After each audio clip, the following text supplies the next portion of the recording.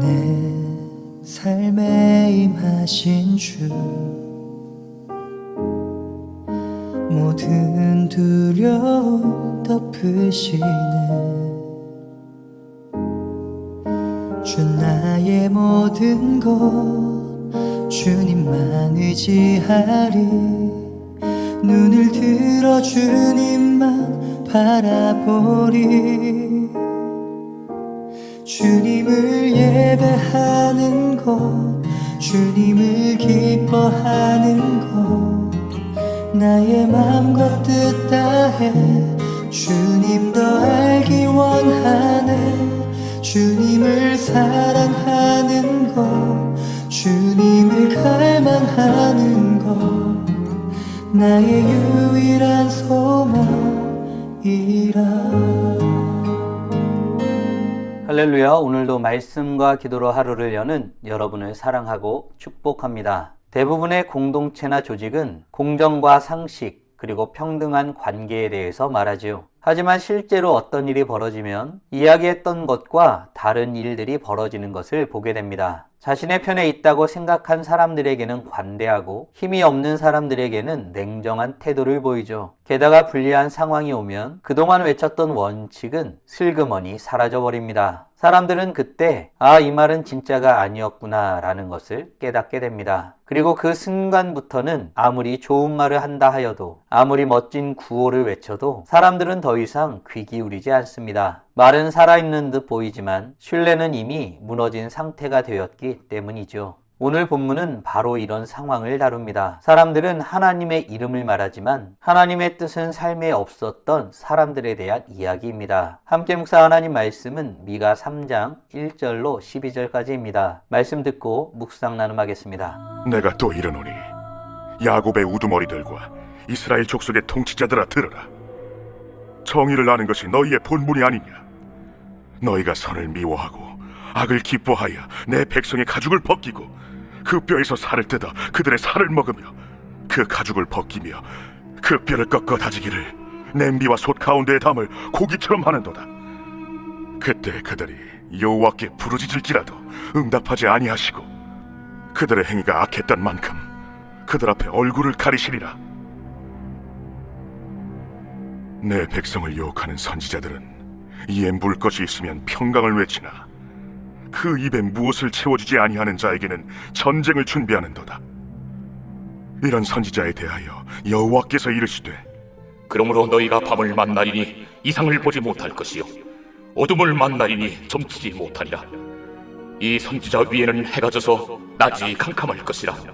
선견자가 부끄러워하며 술객이 수치를 당하여 다 입술을 가릴 것은 하나님이 응답하지 아니하심이거니와 오직 나는 여호와의 영으로 말미암아 능력과 정의와 용기로 충만해져서 야곱의 허물과 이스라엘의 죄를 그들에게 보이리라. 야곱 족속의 우두머리들과 이스라엘 족속의 통치자들 곧 정의를 미워하고 정직한 것을 굽게 하는 자들아 원하노니 이 말을 들을지어다. 시온을 피로 예루살렘을 죄악으로 건축하는도다.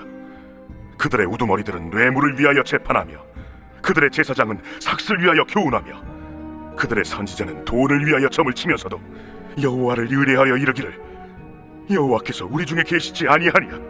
재앙이 우리에게 임하지 아니하리라 하는도다. 이러므로 너희로 말미암아 시온은 갈아엎은 밭이 되고 예루살렘은 무더기가 되고 성전의 산은 수풀의 높은 곳이 되리라.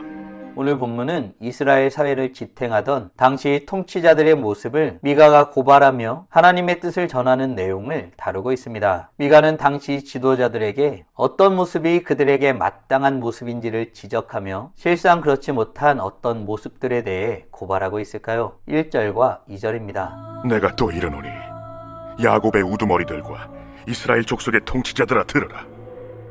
정의를 아는 것이 너희의 본분이 아니냐.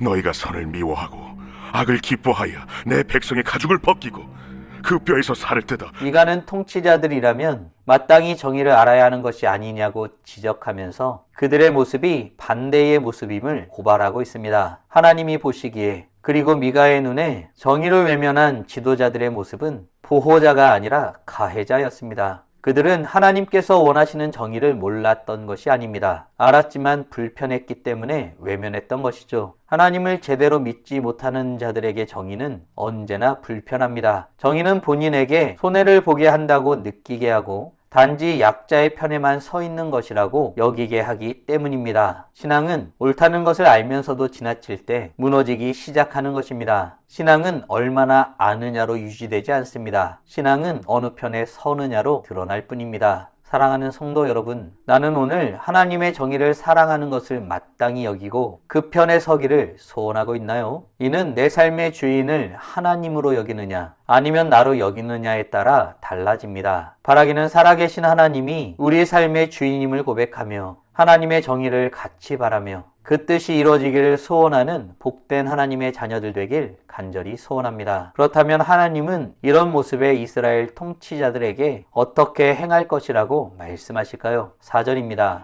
그때 그들이 여호와께 부르짖을지라도 응답하지 아니하시고 그들의 행위가 악했던 만큼 그들 앞에 얼굴을 가리시리라.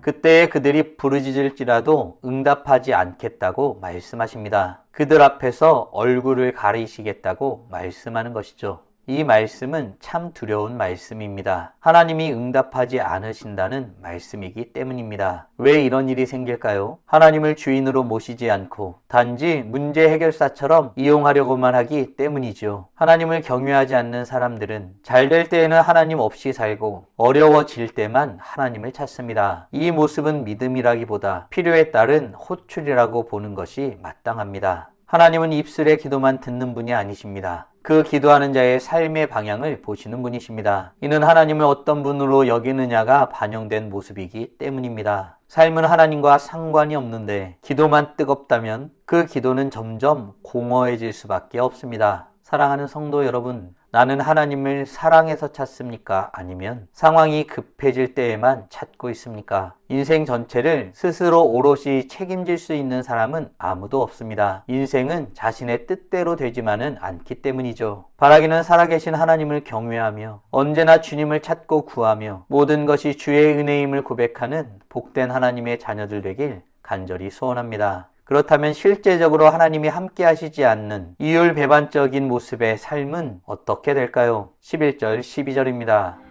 그들의 우두머리들은 뇌물을 위하여 재판하며 그들의 제사장은 삭슬 위하여 교훈하며 그들의 선지자는 돈을 위하여 점을 치면서도 여호와를 의뢰하여 이르기를 여호와께서 우리 중에 계시지 아니하니라 재앙이 우리에게 임하지 아니하리라 하는도다. 이러므로 너희로 말미암아 시온은 갈아엎은 밭이 되고 예루살렘은 무더기가 되고 성전의 산은 수풀의 높은 곳이 되리라.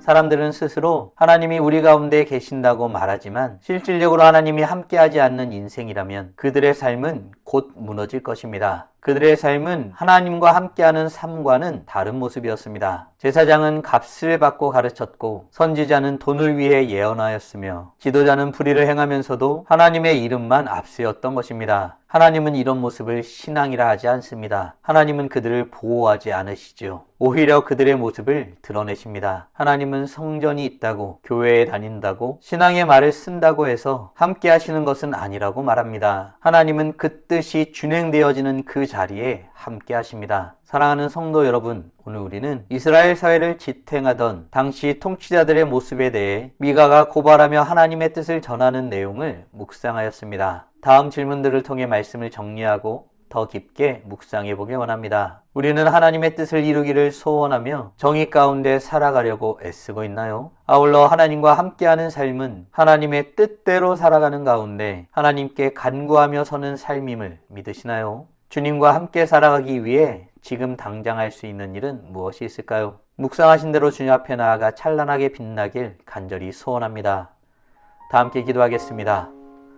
살아계신 하나님 감사합니다. 오늘도 우리에게 복된 날을 허락하여 주시고 하나님이 어떤 분이신지 무엇을 원하시는지 우리가 어떤 존재이고 무엇을 해야 되는지 말씀을 통해서 깨닫고 고백하게 하심에 감사드립니다. 이스라엘을 이끌어가던 자들에 대해서 그들의 모습이 말로만 하나님을 섬기고 따른다 하면서 실질적으로는 그러지 못한 모습으로 살았음을 지적하며 하나님이 그들에게 어떻게 행하실지를 말씀하시는 내용을 깊이 묵상케 하심에 감사드립니다. 우리의 모습을 돌아보게 됩니다. 우리도 혹 말로만 하고 행동으로 주님을 섬기고 있지 않은지, 실질적으로 믿지 않는 자들과 똑같은 모습으로 살아가고 있진 않은지 우리의 삶을 돌아보게 됩니다. 주님을 믿는 마음으로 고백하는 자들이 되게 하여 주시옵소서. 주님을 믿는 만큼 행동으로 보이며 그 믿음을 증명해 보이는 하나님의 백성들 되게 하여 주시옵소서. 믿음은 행함으로 살아있는 것이 됩니다. 그 믿음을 보이며 하나님 앞에 살아가는 복된 하나님의 자녀들 되게 하여 주시옵소서. 이를 위해 주의 말씀을 간구하고 주님 앞에 간구하는 모습으로 나아가는 우리 모두가 되길 원하오니 주님, 우리가 정한 시간에 주님과 함께하는 이 시간들을 넉넉히 누리며 하나님의 은혜 가운데 서는 축복을 누리게 하여 주시옵소서. 이로써 찬란하게 빛나는 우리 모두가 되게 하여 주시고 오늘도 주님과 함께 살고 이웃과 함께 살아 우리의 삶을 통하여 영광 돌리게 하여 주시옵소서. 이 모든 말씀 우리 주 예수 그리스도의 이름으로 기도드리옵나이다. 아멘.